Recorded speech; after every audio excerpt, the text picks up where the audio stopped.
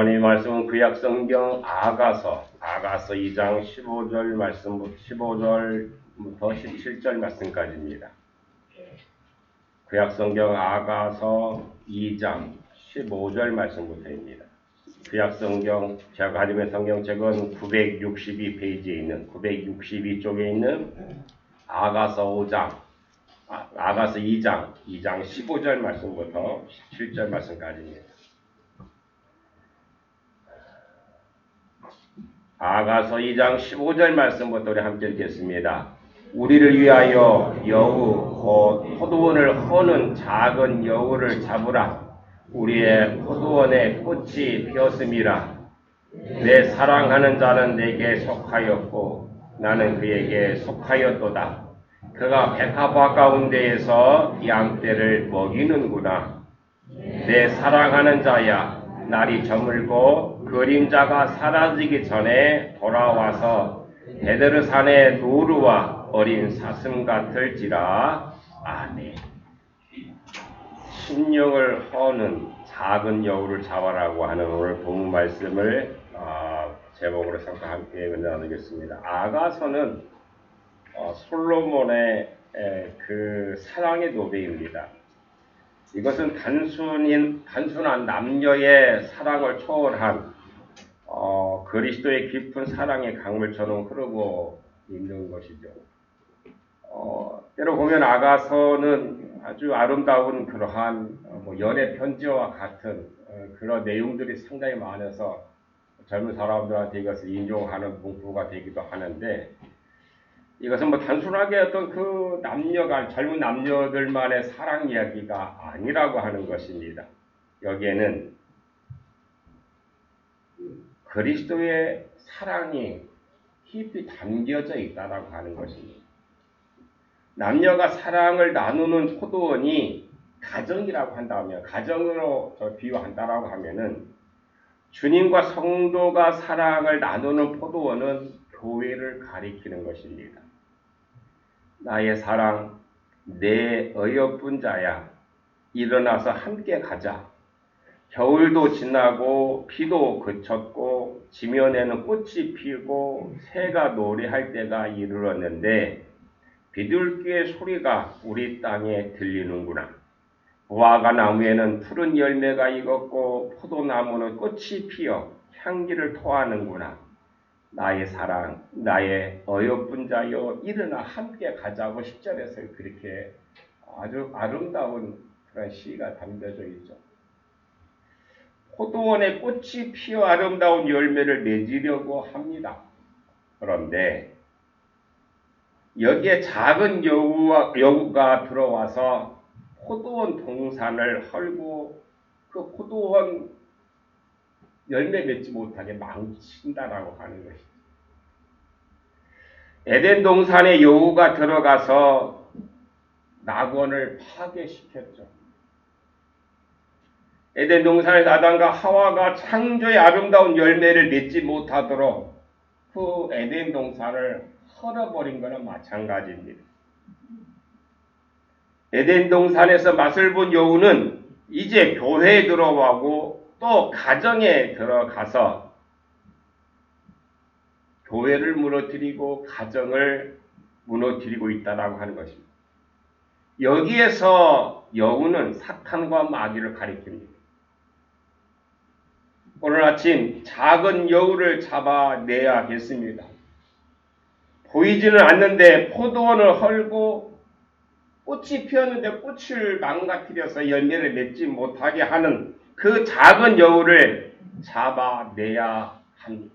그렇지 못하면은 그 포도원이 망가진 것처럼 우리 개인적으로도 나도 그렇고 내 가정도 이 지구상에 있는 모든 교회도 바로 설 수가 없다라고 하는 것입니다. 그래서 오늘 이 솔로몬의 이 사랑 가운데서 우리들에게 주시는 말씀을 생각하면서 우리의 이 작은 여우를 잡아야 하는데, 먼저는 부정적인 생각의 작은 여우를 잡아내야 한다라고 하는 것입니다. 우리의 마음을 병들게 하는 작은 여우 가운데 하나가 부정적인 생각입니다.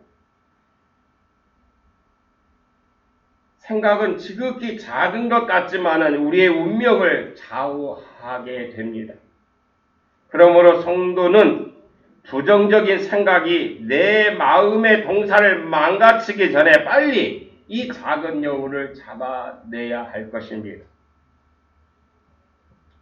행복의 꽃을 피우고 성공의 꽃을 피우고 인생의 승리자로 만든 그것은 바로 부정적인 이 생각의 여우를 잡아낸 자들만이 바로 행복의 꽃을 피웠고 성공의 꽃을 피웠으며 인생의 승리자로 살아갈 수 있었다라고 하는 것입니다. 그러므로 마음에 나쁜 생각이 들어오면 이것이 동산을 망치는 여우로 알고 잡아내야만 합니다. 사람은 하나님 앞에 범죄하고 타락함으로 악한 생각이 나오게 되어 있습니다. 창세기 8장 21절에 보면 사람이 계획하는 바가 어려서부터 악했다, 악함이라 라고 말씀합니다. 신약성경에도 마태복음 15장 18절에 보면은 입에서 나오는 것들은 마음에서 나오나니 이것이야말로 사람을 더럽게 하느니라. 마음에서 나오는 것은 악한 생각과 살인과 간음과 음란과 도둑질과 거짓 증언과 비방이니 이런 것들이 사람을 더럽게 하는 것이요 씻지 않은 손으로 먹는 것은 사람을 더럽게 하지 못하느니라고 주님은 말씀하셨습니다. 인간의 모든 일은 생각을 거쳐 나오게 됩니다. 우리가 하는 말도 그렇고 행동도 그렇고 그것은 마음을 거쳐 나온다라고 하는 것입니다. 남을 미워하는 미움의 생각이 나를 거쳐서 나오게 되고 저주도 나의 생각을 거쳐서 나오게 되어 있다라고 하는 것입니다. 따라서 다른 사람을 미워하고 저주하기 전에 내 자신이 먼저 저주와 미움을 거치게 되어 있죠. 그러니까 그 사람을 저주하고 미워한다고 하지만은 그 사람에게 영향이 먼저 가는 것이 아니라 내게 먼저 영향이 줄 수밖에 없다라고 하는 것입니다. 미움은 마음을 부정적으로 만들고 다른 사람을 시기하고 질투하게 하며 그뿐만 아니라 미움은 축복의 길을 막는다라고 하는 것입니다. 미움은 흑암의 깊은 수렁에 빠져서 우리의 신앙생활을 제대로 하지 못하게 허우적거리게 만든다라고 하는 겁니다. 우리의 믿음은 자꾸만 성숙해져 가야 하는데 마치 어린아이가 성장해 가듯이 우리의 믿음이 성숙해 가야 되는데 이 미움과 시기와 다툼과 이 저주들이 우리의 마음을 거쳐서 나오기 때문에 우리의 믿음을, 우리 신앙생활을 성숙해 가게 못한다라고 하는 것입니다. 주님께서는 우리가 기도할 때 응답받는 기도는 어떻게 기도해야 될지를 분명히 가르쳐 주셨는데 이렇게 우리에게 말씀하셨죠. 서서 기도할 때에 아무에게나 혐의가 있거든 용서하라. 그리하여야 하늘에 계신 아버지도 너희 허물을 사하여 주시리라. 만일 너희가 용서하지 못하면 하늘에 계신 너희 아버지도 너희의 허물을 사하지 아니하겠다라고 그렇게 말씀하셨어요. 내가 아무리 오랫동안 기도한다 할지라도 간절히 기도한다 할지라도 내가 하나님 앞에 응답받을 수 있는 길은 바로 이 미움을 제하여야만이 이 저주를 시기를 이것을 제거해야만이 이 미움과 시기와 저주의 작은 여우를 잡아내지 않고서는 내가 응답받는 길이 없다라고 하는 것입니다. 미워하는 마음은 그 미워하는 마음에 하나님의 은총이 들어가지 못하죠. 그래서 잠언서 14장 30절에 보면은 마음의 화평은 육신의 생명이나 시기는 뼈의 썩음이라고 말씀하십니다.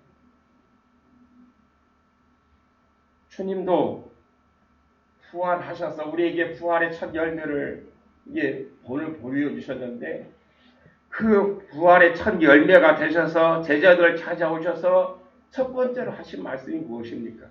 내가 너에게 평안을 주는데 그 평안은 세상에 알 수도 없고 줄 수도 없는 평안을 너에게 주겠다고 말씀하셨습니다.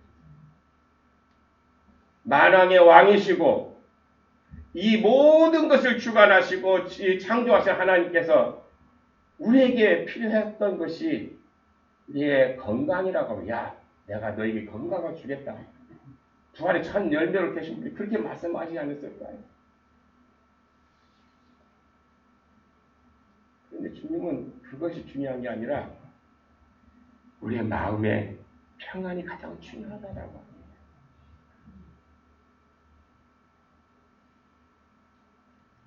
미움이 있는 한 기도의 응답은 기대할 수가 없습니다. 그래서 예수님은 내 원수를 사랑하며 너를 핍박하는 자를 위해서 기도하라고 분명히 마태복음 5장 44절에서 말씀하셨습니다. 여러분의 기도 응답받기를 원하십니까? 여러분의 마음속에 있는 미움, 시기, 질투 이 모든 것을 다 제거하시길 바랍니다. 그래야 응답받게 될 줄로 믿습니다. 그래야 주님께서 원하시는 일들이 내 생활 가운데 이루어지게 될 줄로 믿습니다. 왜 주님께서 이런 말씀을 하셨을까요? 그 원수를 좋아해서 그럴까요? 아니에요. 원수가 좋아서가 아니라 원수를 미워하면 원수가 해를 받기 전에 주님을 사랑하는 주님을 사랑하는 여러분이 해를 먼저 입기 때문에 입을 수밖에 없잖아요. 그러니까 용서하라고 말씀하십니다.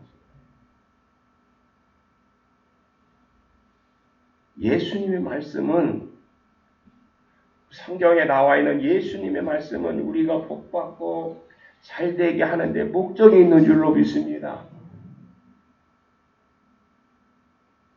마귀가 잘되기 위해서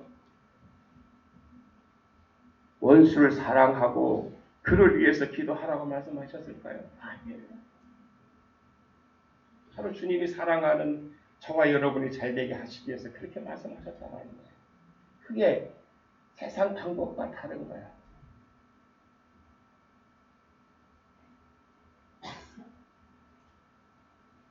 악한 사람이 따로 있는 것이 아니죠. 악한 생각이 나로 하여금 악하게 만듭니다. 그렇기 때문에 우리 마음속에 악한 생각을 들어오면 빨리 제거해야만 합니다. 사도 바울은 그래서 이렇게 얘기하죠. 분을 내어도 죄를 짓지 말며 해가 지도록 분을 품지 말고 마귀로 틈을 주지 말라고 에베소서 4장 26절에서 말씀합니다. 미운 생각은 잠시 일어날 수 있어요. 누구에게나 다 마찬가지입니다. 그러나 내게 어떤 어려움이 다가오면은 분을 낼 수가 있어요. 그런데 그 분을 조절하지 못하면은 더 큰 화를 만들어낸다라고 하는 것입니다. 부부 생활할 때도 마찬가지고 부모 자녀 생활도 마찬가지예요. 교회에서도 마찬가지죠. 제가 여러분들한테 말할 때도 그렇고 여러분들이 저한테 말할 때도 그래요. 조금 말을 돌려서 할 때 상대방들이 상처받지 않게 하는 것이 그게 바로 예수 믿는 사람들이 하는 일이야. 똑같은 방법도 상처받지 않게 말할 수 있단 말입니다.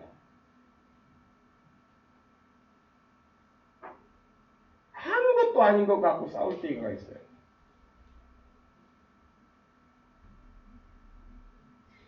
그러면 그거 얘기하는 사람 그저 저 사람은 그렇게 얘기하면은 큰 사람은 그런 거예요.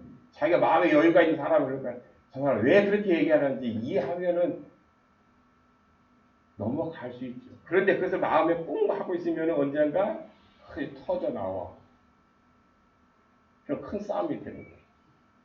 부부 간에도, 부모 자녀 간에도, 성도 간에도 그렇게 일어날 수밖에 없기 때문에 사도 바울은 그렇게 얘기한 거예요.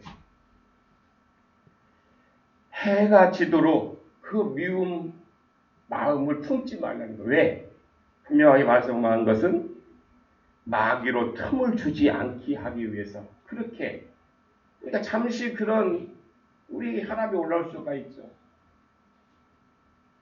그러나 그것이 오래 가지 말라고 하는 것입니다.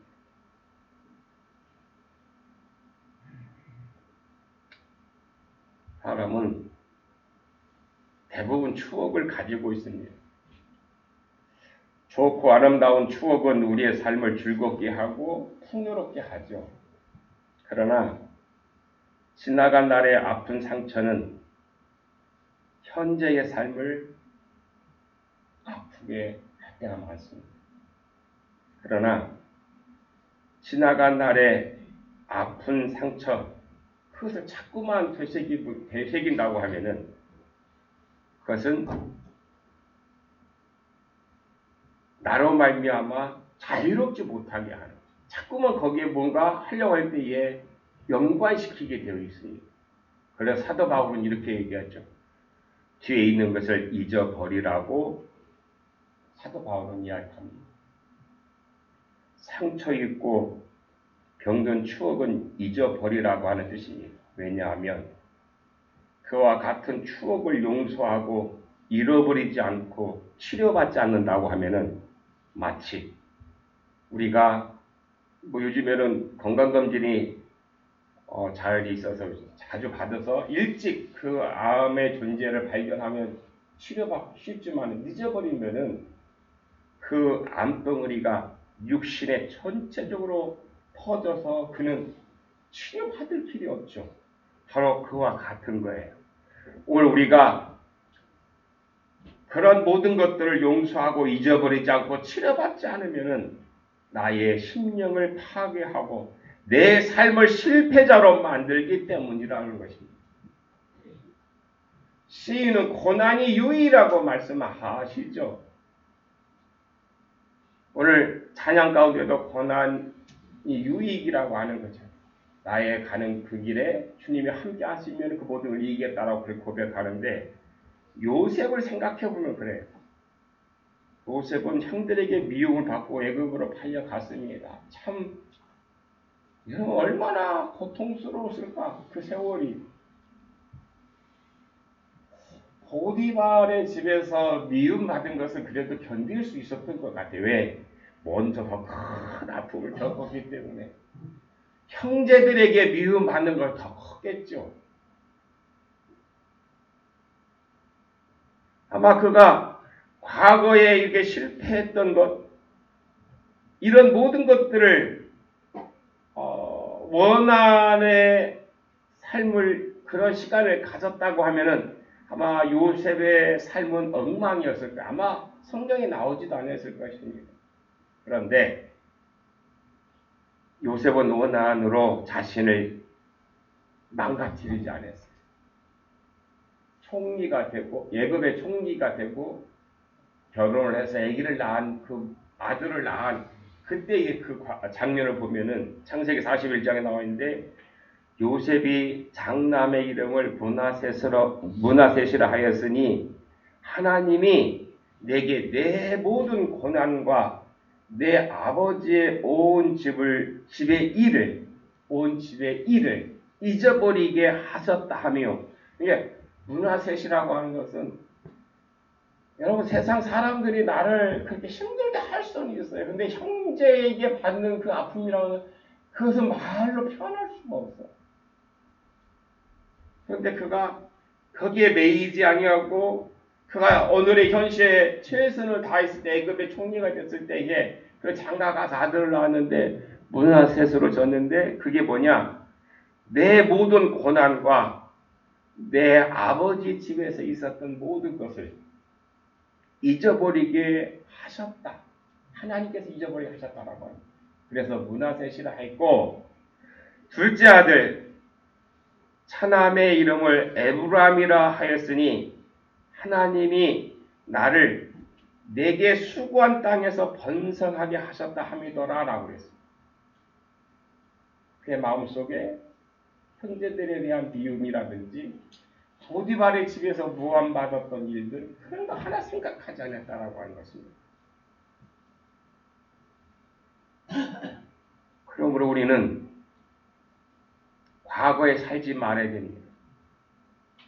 과거에 섭섭했던 일들을 기억하여 원한의 쓴물을 마실 필요가 없다라고 하는 것입니다. 과거에 있었던 실패와 원한과 좌절과 처절한 깊은 상처의 함정에서 쓴물을 마시지 말고 그것을 되돌아보게 하는 작은 여우를 잡아내야 한다라고 하는 거예요. 오늘 현실을 살아가야 돼요. 그래야 요셉과 같은 삶을 살아갈 수 있는 것입니다. 사람은 이 세상에서 끊임없이 인간관계를 맺고 살아갑니다. 부부간의 부모와의 관계, 또 형제간의 관계, 이웃간, 친구들의 이 관계가 맺으면서 살게 되어 있어요. 근데 때로 이것이 다 전체적으로 다 좋을 텐데 그렇지 않은 때가 많아요. 때로는 부부간의 관계도 그렇게 될 수가 있어요. 이 깨어진 인간관계를 두고 생각하고 이를 갈며 자기 생을 불행하게 만드는 사람들이 참 많아요. 요즘에도 보면. 또 어떤 분은 과거의 죄책에서 해방을 받지 못하고 있는 그런 사람들도 많이 있습니다. 요한 1서 1장 9절에서 요한은 이렇게 얘기하죠. 만일 우리가 우리 죄를 자백하면 저는 미쁘시고 의로우사 우리 죄를 사하시며 모든 불의에서 우리를 깨끗하게 하실 것이요라고 분명히 약속하셨으니 과거에 매여서 내가 오늘 해야 할 일을 하지 못하는 것보다는 과거의 모든 것을 내가 잘못했다 그거 잃어버리고 오늘 우리가 내게 주어진 일들을 최선을 다해 기쁜 마음으로 살아가는 것이 주님이 원하시는 일이라는 겁니다.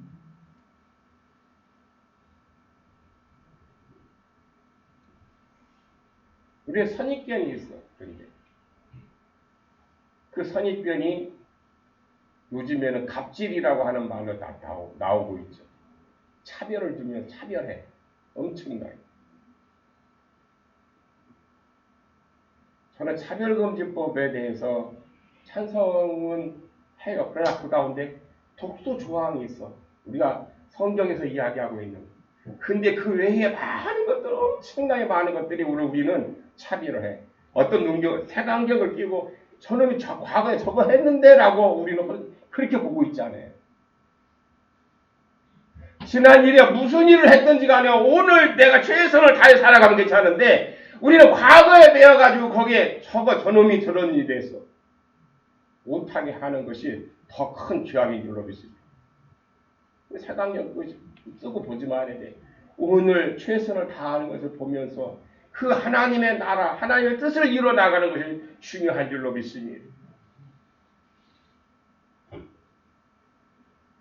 여우는 간사하고 교활하죠. 에덴 동산에서 간교한 뱀은 아담과 하와를 유혹해서 넘어지게 했습니다. 우리 신령 속에 간교한 모습으로 유혹하는 마귀가 있는데 지극히 작은 여우 같지만은 내버려 두면은 결국에는 망칩니다. 화인맞았다고 하죠. 이게 작은 것 같지만은 내버려 두면 나중에는 무감각해져. 그게 잘못인지 아닌지도 몰라. 선인지 악인지도 모르고 세상 것인지 주님의 것인지도 구분 못해. 믿는 사람이 그렇게 되면 어떻게 될까요? 주님 분명히 말씀하셨죠. 뜨겁든지 차갑든지 하라고 그랬어요. 미덥도 이걸 하지 말라고 그랬어요. 뱉어버리시겠다고 말했어요.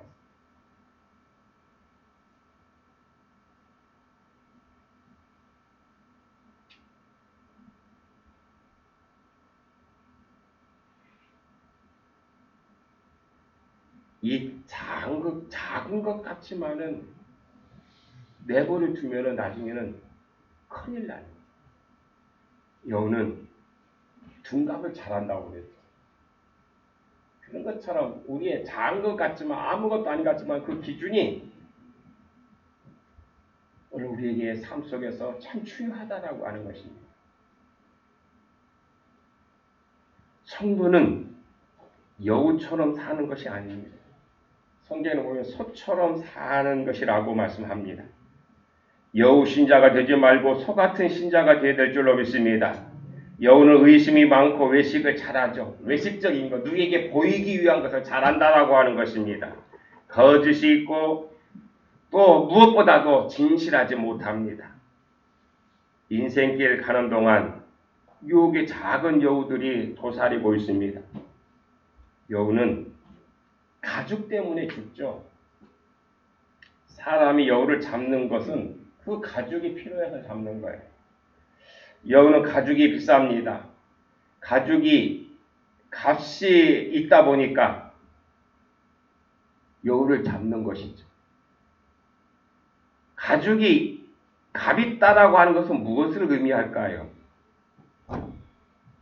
가죽은 외식하는 것을 의미한다고 봅니다.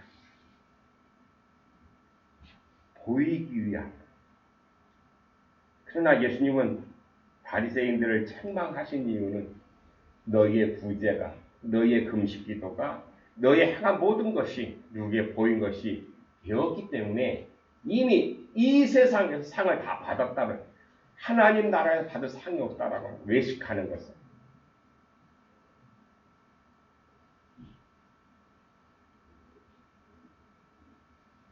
양이나 소는 사나 죽으나 가치가 있습니다. 그러나 여우는 죽어야만 쓰임받죠. 그 가죽 때문에. 살아있는 여우는 아무 가치가 없습니다. 이처럼 우리 심성에도 여우 같은 것은 죽어야 좋고 탐욕도 죽어야 값이 있고 살아있으면 안 되는 것입니다. 여우는 교묘한 수단으로 둔갑하여 인간을 유혹합니다. 우리 안에 있는 여우에게 속아 넘어가지 말아야 됩니다. 인간을 시험하는 것은 내 안에 여우가 들어있기 때문입니다. 밖에 있는 여우가 문제가 아니라 내 안에 숨어있는 작은 여우. 작은 여우가 뭡니까? 욕심이죠. 탐욕입니다. 이 작은 여우에 걸리면은 우리는 깊은 수렁에, 깊은 함정에 빠질 수밖에 없습니다. 그래서 야고보는 야고보서 1장 15절 이하에서 오늘 우리가 그 욕심에서 벗어나라고 말합니다. 오직 각 사람은 자기 욕심에 끌려서 유혹을 당하고 함정에 빠지게 된다고 말씀합니다. 욕심이 잉태하면 죄를 낳고 자라면 죽음을 가져온다라고 분명히 말씀합니다. 인간은 육신의 정욕과 안목의 정욕, 이 세계의 자랑으로 유혹에 빠지기 쉽기 때문에 이 지극히 작은 유혹이 결국에 나를 넘어뜨리기 때문에 이 작은 여우를 잡아내라고 오늘 말씀하고 있는 것입니다. 아담과 하와는 유혹의 여우에게 걸려 넘어져서 결국 에덴 동에 쫓겨났지만은, 그러나 두 번째 아담이신 예수님은 유혹을 이기셨습니다. 그리고 유혹을 이기는 방법을 우리에게 가르쳐 주셨는데, 육신의 정욕으로 우리에게 다가올 때에 사람이 떡으로만 사는 것이 아니라 하나님의 입으로 나오는 말씀으로 산다라고 물리치셨던 것처럼 하나님의 말씀으로 물리쳐야 될 줄로 믿습니다. 안목의 정욕으로 유혹할 때에 너희 하나님을 시험치 말라고 유혹을 물리치셨습니다. 이 생의 자락으로 유혹할 때에 사탄아 물러가라고 말씀하시면서 그 유혹을 물리치셨던 것을 우리는 잊지 말아야 될 것입니다. 역사에 수많은 위인들이 유혹의 작은 덫에 걸려서 처음에는 잘 나가다가 결국 넘어지는 그 수가 무지기수라고 하는 것입니다. 그러므로 성도는 작은 유혹의 요구를 항상 조심해야 될 줄로 믿습니다. 마지막으로 이 작은 여우는 우리 심령 속에 있다라고 해요. 늘 도사리고 있다라고 해요. 그래서 오늘 말씀에 보면은 우리를 위하여 여우 곧 포도원을 허는 여우를 잡으라고 말씀합니다. 여우가 있으면 포도원은 망합니다. 교회라고 하는 동산도, 가정이라는 동산도, 우리 각 사람의 심령의 동산도 망칠 수밖에 없습니다. 우리 신앙이 회칠한 무덤처럼 되어갈 때에 반드시 여우라고 하는 무서운 악령의 존재가 내 안에 들어와 썩은 심령을 파먹고 그곳에 자리를 잡게 되어서 넘어지게 한다라고 하는 것이죠. 회칠한 무덤이 다른 데 있는 것이 아닙니다. 바로 우리들의 자신입니다. 로마서 3장 13절에 보면은 적의 목구멍은 열린 무덤이요 그의 혀로는 속임을 베풀며 그 입술에는 독사의 독이 있고 그 입에는 저주와 악독이 가득하고 그 발은 피 흘리는데 빠르다라고 빠른지다라고 말씀합니다. 여우는 캄캄한 불 속을 좋아하고 낮에는 활동하지 않다가 밤이 되면 나와 돌아다닙니다. 인간의 마음은 여우라고 하는 악령이 숨는 토굴이 될 수도 있습니다. 우리는 그 여우가 들어가지 못하도록 내가 늘 좋은 것을 보고 감탄할 수 있어야 되고 깨끗한 것을 좋아해야 될 것이고 하늘의 소망을 두어야 될 줄로 믿습니다. 겉은 거룩한데 마음속은 여전히 썩은 양식으로 만족하고 있다고 하면은 문제입니다. 여우는 신령한 생명의 양식을 싫어한다라고 합니다. 여우는 신령하고 깨끗한 생명의 양식을 싫어해요. 경건의 모양만 있고 경건의 능력이 없는 신자는 회칠한 무덤과 같습니다. 오늘 이 시간 십자가에 우리의 마음속에 도사리고 있는 정욕과 탐욕의 여우를 잡아 십자가에 못 박아야만 할 줄로 믿습니다. 회칠한 무덤 속 썩고 냄새나는 심령 속에 도사리고 있는 모든 악한 영을 주님께서 우리에게 보내주신 보혜사 성령님의 능력으로 말미암아 소멸해야 될 줄로 믿습니다. 회칠한 무덤을 말씀의 칼로 파헤치고 성령의 능력이 임할 때에 우리는 작은 여우의 유혹으로부터 승리할 수가 있습니다. 아니요, 나는 못해요. 주님이 도와주셔야 될 줄로 믿습니다. 말씀으로, 말씀의 검으로 가능하다라고 하는 겁니다. 주님의 권능으로 작은 여우를 잡아 주 안에서 참 평안과 참된 승리가 주 예수 그리스도 이름으로 여러분과 여러분 가정에 충만하게 되기를 주 이름으로 축원합니다. 기도하시겠습니다. 참 좋으신 하나님, 저희들에게 믿음을 주시고 그 믿음을 통하여 주의 나라와 의를 이루을 수 있도록 은총을 베풀어 주시오니 감사드리옵나이다.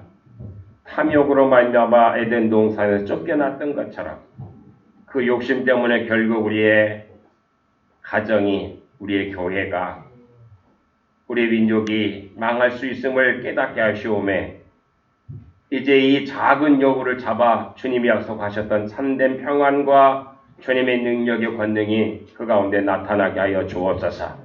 이 사업을 주하기서 원하신 예수님의 이름으로 기도하옵나이다. 아멘.